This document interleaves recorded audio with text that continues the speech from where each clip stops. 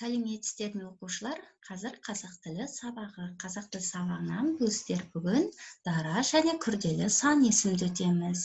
129-шы сабақ. Бүгінгі сабақтан меңгеретінім.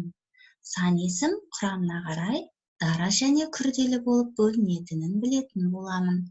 Заттың санын білдіретін сөздерге неше, қанша сұрақтарын қоя аламын. Заттың ретін, қатарын білдіретін сөздерге нешінші сұрағын қоя аламын. Сан есімнің зат есіммен байланысатынын білемін. Олай болса, өткен сабаққа шолу жасайық. Сөз таптарын ата. Жалпы қазақ тілінде 9 сөз табы бар. Зат есім дегеніміз не? Заттың атын білдіретін сөз табын зат есім дейміз. Зат есімге кім, кімдер, не, нелер сұрағы қойылады. Етістік дегеніміз не? Етістік дегеніміз заттың іс-әрекетін, қимылын білдіретін сөз табын етістік дейміз. Етістіктерге не істеді, не қылды, қайтты сұрақ қойылады. Сын есім дегеніміз не? Заттың пішінін, түсін, түрін, көлемін, сапасын білдіретін сөз табын сын есім дейміз. Сын есімдерге қандай, қай сұрақ қойылады? Сан есім дегеніміз не? Заттың ретін, санын білдіретін сөз табын сан есім дейміз. Сан есімдерге неше, қанша, нешінші сұрақтары қойылады. Оқушылар, олай болса, оқулығымызды ашып 42-ші жаттығуға қарайық. Екі бағандағы сан есімдерді салыстыр. 6, 16, 7, 27, 8, 18. Не байқап отырсыңдар? 6, 7, 8 бір ғана сөзден құралған сан есімдер. Бұларды дара сан есім деп атаймыз. 16, 27, 18 екі сөзден құралған сан есімдерді күрделі сан есім дейміз. Сан есімдерге қанша, неше, нешінші сұрағы қойылады. Есіңе сақта. Сан есім құрамына қарай дара және күрделі болып екіге бөлінеді. Дара сан есім бір сөзден құралады.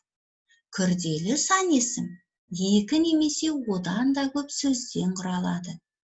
Күрделі сан есімдердің құрамындағы сөздер бөлек-бөлек жазылады.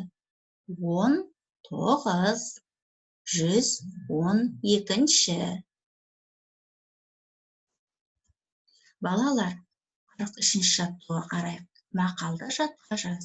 Олай болса, дәптерімізді ашайық, бүгінгі күннің жадын жазайық. Және дара және күрделі сан есім деп тақырыпты жазайық. 43-ші жаттығу. Білгенің 19, білмегенің 99. Жазып алсақ, сан есімдерді табайық. Білгенім қанша 9? 1. Білмегенім қанша 9? 99. Олай болса, оқушылар, сан есімдердің асын ирек сызықпен сызып, үстіне сұрағын қояйық. Балалар, осы мақалдың мағынасын қалай түсіндіңдер? Яғни білгенім өте аз, ал білмегенім әлі де көп деген мағынаны білдіреді. 44-ші жаттығу. Балалар демалыс күні тауға бармақшы болды. Серуенге шығуға дайындалды. Сол сәтте оларға хабарлама келді. Оны оқыған балалар тауға шығуды кейінге қалдырды. Қандай хабарлама келді деп ойлайсың? Дұрыс айтасыңдар, балалар. Біздің телефонымызға 112-ден ауа райына байланысты хабарлама келіп тұрады. Қатты жел болатын кезде, жаңбыр, қатты бұршақ, жауын жауатын кезде бізге хабарлама келеді. Мінекей, балаларға да 112-ден хабарлама келген болу керек. Яғни тау тауға шығуға болмайды. Тауда сел жүруі мүмкін, қарғын жүруі мүмкін, немесе қар көшкіні болуы мүмкін. Бұл адам өмірі үшін өте қауіпті. 48-ші жаттығу. Мәтінді көшіріп жаз. Олай болса, дәптерімізге жазып алайық. Түркістан қасиетті қала. Ондағы тайқазан көне ескерткіш. Ол 7 түрлі металдан жасалған. Салмағы 2 тонна. Міне суретте көріп тұрғандай, Түркістан қаласы және ондағы тайқазан. Ол көне ескерткіш екен. Ол 7 түрлі металдан жасалған. Салмағы 2 тонна екен. Балалар, осы мәтіннің ішінен сан есепті тауып көрейік. Ол 7 түрлі металдан жасалған деген сөйлемге қарайықшы. Қанша металдан жасалған? 7. Олай болса, 7 бұл сан есімге жатады. Және оны астын ирек сызықпен сызып, үстіне қанша сұрағын қояйық. Қанша металдан? 7 металдан. Қай сөзбен байланысып тұр? Металл сөзімен байланысып тұр, яғни зат есіммен байланысады.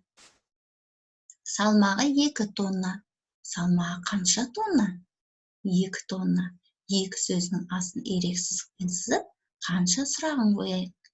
Және ол тонна сөзімен байланысып тұр. Зат есіммен байланысып тұрғанын сызықпен көрсетейік. 51-ші жаттығуға назар аударайық. Өлеңді әнімен айтып көр дейді. Бұл жолың болсын, жолаушы ән екен. Олай болса, тыңдап көрейік.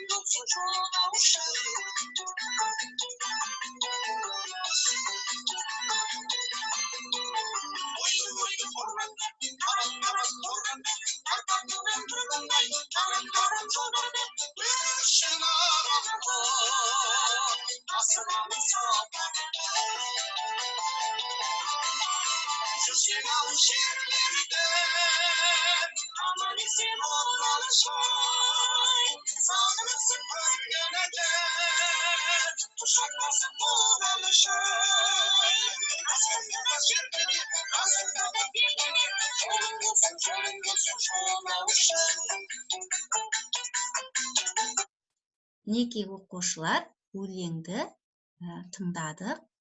Сонымен үй тапсырмасы 114-ші беттегі 49-ші жаттығуды аласыңдар және ережелерді жаттаймыз.